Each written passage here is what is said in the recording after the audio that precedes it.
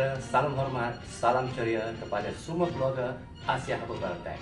Tangan di hulu, maaf dipinta, erat hubungan sesama kita.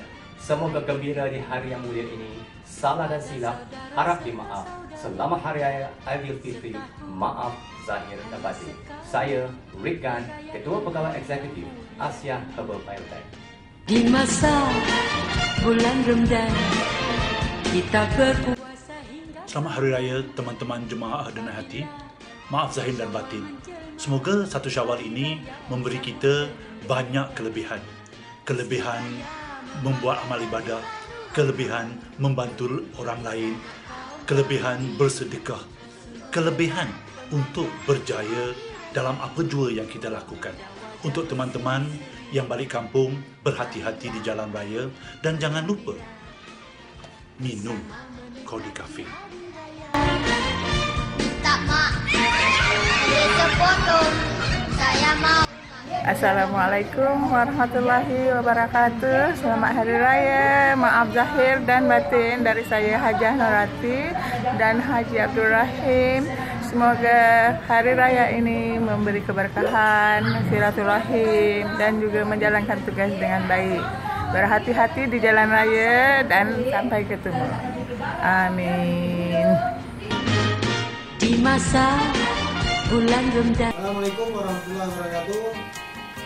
Saya mewakili dari Jemaah Bisnis Denai Hati Indonesia mengucapkan Selamat Hari Raya Idul Fitri 1437 Hijriah. Minal aidin wal faizin. Mohon maaf lahir dan batin. Salam 3 jari dari Indonesia. 00. Kita berpuasa hingga sebulan. Bismillahirrahmanirrahim.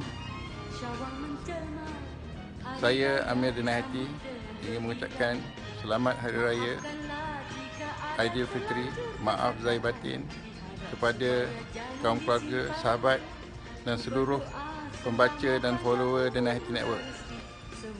Berhati-hati di jalan raya, ingat pada keluarga yang tersayang. Dengan ini kami sekeluarga mengucapkan Selamat Hari Raya Untuk kita hingga sampai tahun depan. Assalamualaikum, saya Adi Putra.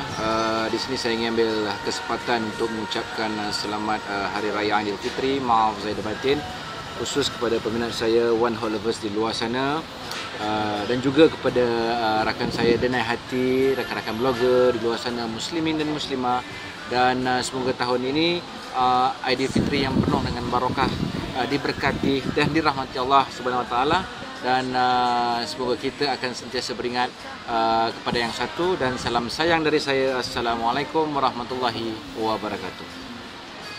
Di masa bulan Ramadan, kita berpuasa hingga sebulan. Apabila Syawal menjelma, Hari Raya disambut dengan gembira.